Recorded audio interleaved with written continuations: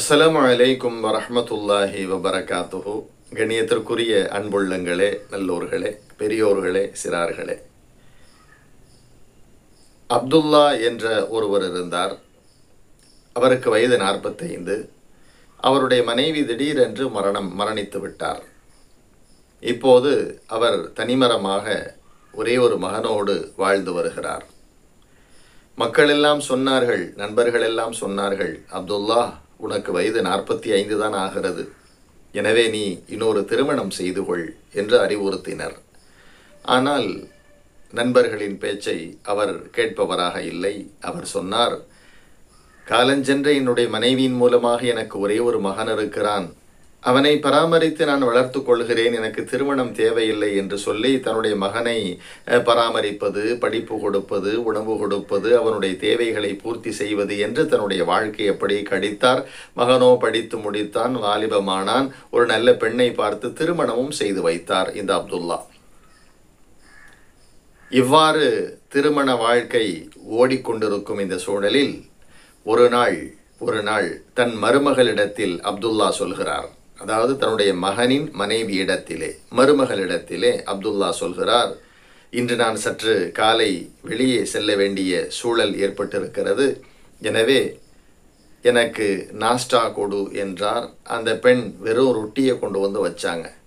என்னம்மா வெறும் ரொட்டியை வைக்கிறையே, இதை எப்படி சாப்பிட்றது, இதில் தடவி சாப்பிடுவதற்கு வெண்ணெய் எடுத்து வா என்று. மாமா, வெண்ணெயெல்லாம் ஒன்றும் கிடையாது, சும்மா அப்படியே சாப்பிட்டுட்டு போங்கன்னு சொல்லிட்டான். வெண்ணெய் இல்லைன்னு சொல்லி முடித்து விட்டாள். அவரும் வெறுமனே அந்த ரொட்டியை சாப்பிட்டார். இதை தன்னுடைய மகன் காதுகளில் வாங்கி கொண்டு அங்கு நிற்கிறார். யாரு? அப்துல்லாவின் மகன், அந்த பெண்ணின் கணவன். இப்போ மகன் சாப்பிட உட்கார்றார். இப்போ அந்த மனைவி என்ன செய்கிறாங்கன்னு சொன்னால், ரொட்டி கொண்டு வந்து வைக்கிறாங்க, வெண்ணெய் கொண்டு வந்து வைக்கிறாங்க, ஓடி ஓடி தன்னுடைய கணவரை கவனிக்கிறார். இப்போ மகன் யோசிக்கிறார், நம்முடைய வாப்பா வெண்ணெய் கேட்டார், இல்லைன்னு சொல்லிட்டா, ஆனால் எனக்கு வெண்ணெய் கொண்டு வந்து வைக்கிறாள் என்ற இந்த சிந்தனை அவருடைய கல்வியில் அப்படியே ஓடிக்கொண்டே இருந்தது. ஒன்றும் சொல்லவில்லை, அமைதியாக சாப்பிட்டு விட்டு தன்னுடைய வியாபாரத்தை கவனிக்க அவன் சென்று விட்டான். மறுநாள் தன் தந்தையை அழைத்து சொன்னான், வாப்பா வாங்க, நம்ம 2 பேரும் போய் நல்ல ஒரு வக்கீலை பார்ப்போம், நல்ல ஒரு வக்கீலை சந்தித்து வரலாம், வாருங்கள் என்று தன்னுடைய வாப்பாவை அழைக்கும் பொழுது வாப்பா கேட்கிறார், ஏன்பா வக்கீலை பார்க்கணுங்கிற, வக்கீலுக்கு என்ன அவசியம் வந்து விட்டது?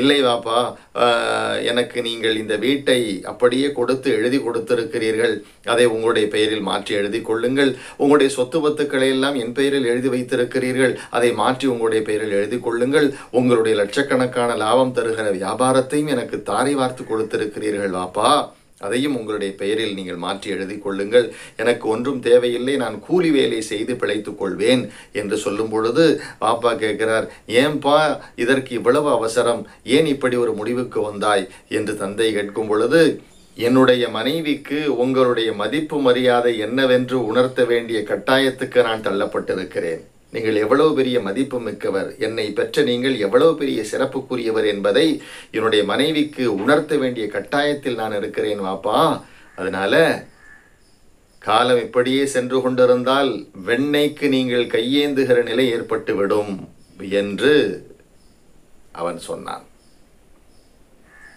கண்ணியத்திற்குரிய சகோதர பெரியோர்களே, நான் சொல்ல வருகிற தகவல், பெற்றோர்களாக விளங்குபவர்கள் நம்மை பெற்றெடுத்து வளர்த்து வாலிபமாக்கி தாலாட்டி சீராட்டி நமக்கு பல செலவுகளை செய்து நம்மை பராமரித்து திருமணம் செய்து வைக்கிறார்கள்.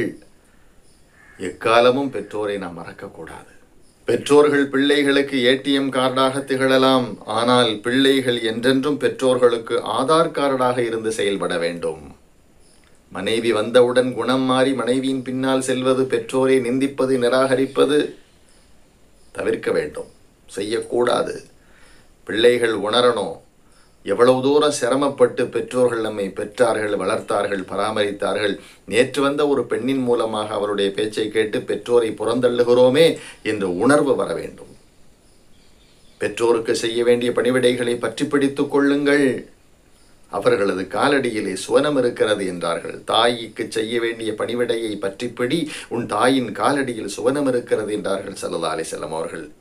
தந்தையின் கோபத்தில் அல்லாவின் கோபம் இருக்கிறது, தந்தையின் வெறுப்பில் அல்லாவின் வெறுப்பு இருக்கிறது என்றார்கள் ஸல்லல்லாஹு அலைஹி வஸல்லம் அவர்கள். பெற்றோர்களை பிள்ளைகள் மதிக்க வேண்டும், கண்ணியம் செலுத்த வேண்டும், அவர்களை உதாசீனம் செய்யக்கூடாது, சீ என்று சொல்லக்கூடாது, அவர்களது ஆசைகளை நிறைவேற்றி கொடுக்க வேண்டும், அவர்களுக்கு பணிவிடை செய்ய வேண்டும் என்றெல்லாம் நமது உயிரினும் மேலான முஹம்மதுன் ஸல்லல்லாஹு அலைஹி வஸல்லம் அவர்கள் சொல்லித் தருகிறார்கள்.